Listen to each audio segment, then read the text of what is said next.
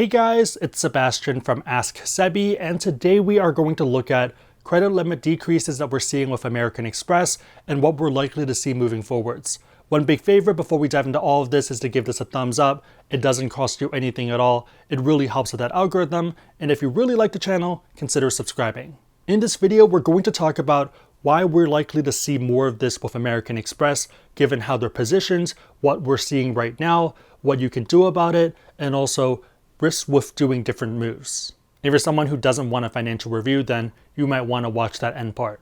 Starting off with why American Express is more likely to do this than other issuers, unlike Chase, Citi, Bank of America, they are a pure credit card play. So if you look at someone like Chase, they have banking, they have mortgages, they have car loans. American Express pretty much plays only with cards.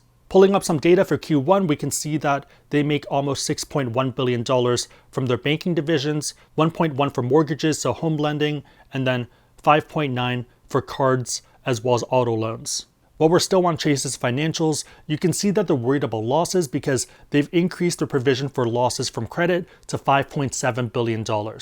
If you compare this to 2019 Q4 and also last year, it is a pretty big difference. Factor in that they pulled in another $2.5 billion from investment banking, $7.3 billion from securities, $3.6 from asset management, along with $2.2 from commercial banking. Credit cards do matter for Chase, but it's only a slice of the pie compared to the whole pie. For 2020 Q1 for American Express, you can see that they make most of their money from discount revenue. Discount revenue is what they call their transaction fees, so their interchange fees, so what they're charging for these merchants in order to use American Express. They also do make a decent amount from interest as well as from annual fees, but most of it is from transactions. American Express, similar to everyone else, is worried about these losses, and they have $2.6 billion accounted for this. Given that American Express is more of a pure credit card play unlike these other places, it means that they're very reliant on their risk algorithm. So who are they willing to lend to? How much are they willing to give as a credit limit? At what points do they either start cutting limits, and also at what points do they shut down your account or maybe do a financial review to see what's happening? If you think about why American Express is where it is and why it's so successful, yes, there's a lot of marketing and branding as well, but a lot of that is going to be the foundation of that algorithm. With a similar example, we can look at Google. You could argue that the reason they're so successful is due to their marketing and their brand recognition, but they wouldn't have gotten there if their search algorithm wasn't substantially better than everyone else. There's a reason that we Google stuff and we don't Yahoo stuff. The two main takeaways from that section is that American Express is very focused on doing well with their credit cards and that they also know what they're doing. Diving back into it, and another use of two is we are seeing these limit decreases in two main places. The first one is going to be among students and people who are new working professionals, and the second group is going to be businesses. The weird one is that it's not affecting everyone, so it's not a blanket one that is like all students or all people below this certain income level are getting these decreases. It seems to be affecting only certain people, and I think that either goes back to how much they're spending or some other model that we're not really considering. On the business side, kind of the same thing, but it also makes sense because there is a lot of reports about small businesses going out of business and they don't really want that exposure. The weird thing though is that I've seen a few friends of ad businesses who run Facebook ads for other people, about $100,000 or $200,000 a month, and even they're seeing it despite having that payments and those usages for the last year. So imagine spending $200,000 every month for 2019 and paying that off completely for every single month, and then right now they're stuck at about $70,000. Again, I'm pretty sure there is a model there that we're not aware of because that's how their business works, but it is a bit confusing. The other part that we might not be considering is going to be locations, just because different incomes and different debt levels in different states do make a difference. So let's say we have two different people and both use $4,000 on their credit card in the last week. Right now, the risk is about the same because we don't really know much else. Let's say one is from West Virginia, where the median household income is going to be $43,000 a year. Let's say for the other person, they're based out of New Jersey, where the median household income is going to be $80,000 a year. So now those look pretty different because on one hand, someone spent 5% while the other one spent 10% of their income. Other things they're probably looking at is default rates as well as repayment rates in these different areas. And even within New Jersey, even within West Virginia, there's going to be different zip codes and areas that indicate different risk levels.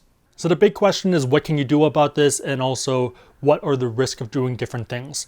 Easiest one, and the one I would recommend for most people, is to call them and see if there's any way to fix that limit. For some people, all they needed to do was to pay off their balance, so their $2,000 balance, in order to get their credit limit reinstated. If it's something small, then I think this is going to be fine, but if it is a larger limit, then it might make sense to not do this if you don't want a financial review, and we'll cover that in a second.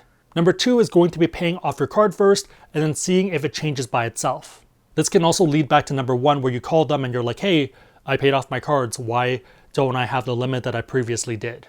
Number 3 is doing nothing, and sometimes that might make sense if you are worried about financial reviews or if you just don't really care. So why are they doing these credit limit decreases? Oftentimes it's either because you're not using your card or you're using it too much. There's been some data points online about someone who had a $35,000 limit who ended up getting it cut, and the reason is because American Express sees that you're not using it and they don't want that exposure. So on their books, on their financials, if they don't have as much exposure, then that's a good thing. On their end, they're seeing that you're not using it anyway, so they're like, you're probably not going to miss it. The way to fix this is just to call them, and they typically end up reinstating it, so less of a concern over there. So with using it too much, there's kind of 2 different levels to this. One is going to be abnormal spending, and the other one is just generally very high spending. So let's say you normally spend $1,000 a week, and that's pretty normal, but then suddenly you end up spending, let's say, $20,000 in one of your weeks. There's a ton of legitimate reasons why you might be doing that. Maybe you're renovating, maybe you're buying a bunch of equipment, maybe you're buying a very expensive MacBook somehow. There are reasons that you need to spend at that level. For them though, they're worried that someone stole your credit card and they're buying stuff without your permission. They're worried that you might not be able to repay it or something else might be up. If you end up getting credit limit decreases due to the spike in spending, easiest way is to pay it off first and then call them to see if they can reinstate it. Here, their main concern is about you defaulting more than anything else, and the fact that you're paying it off means that you're not really at risk to default.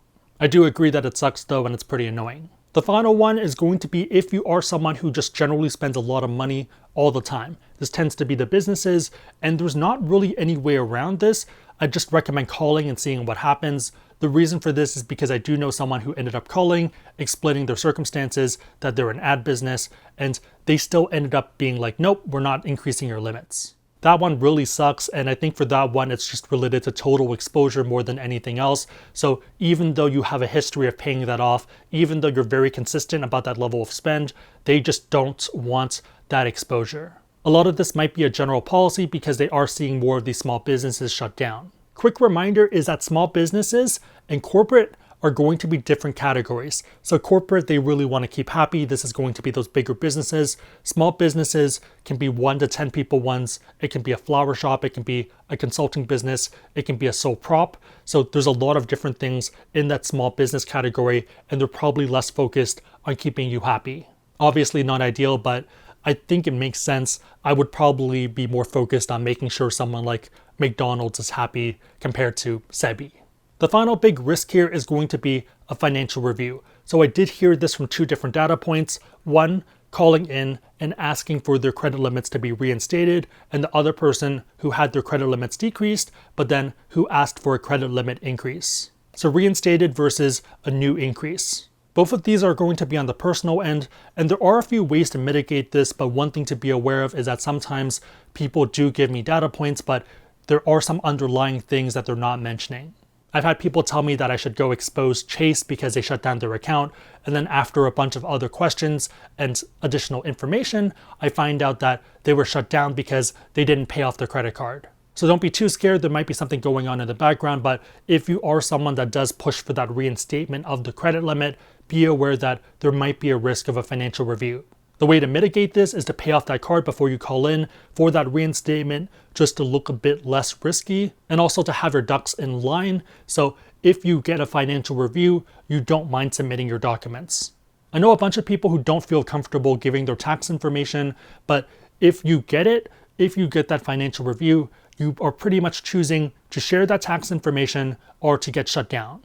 If you share it, so if you give them permission to look into your tax return via that 4506T, it'll either be keeping your credit limits or decreasing your credit limits. There's probably some edge cases where people still get shut down, but compared to the 100% shutdown case, I think it makes a bit more sense. Factor in that with the shutdown, I wouldn't be surprised if you get blacklisted from American Express, and the fact that you also lose your points, it just doesn't really make sense to me.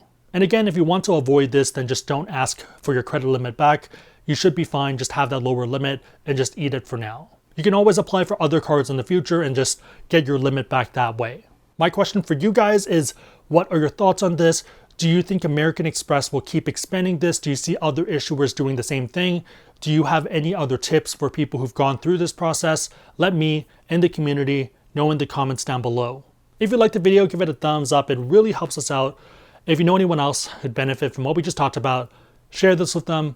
It'll probably help them out. But otherwise, hope you guys liked it. See you guys next time. I slowed down the end because people say that I'm talking at the speed of lightning towards the end. So this is a more slow pace. Bye.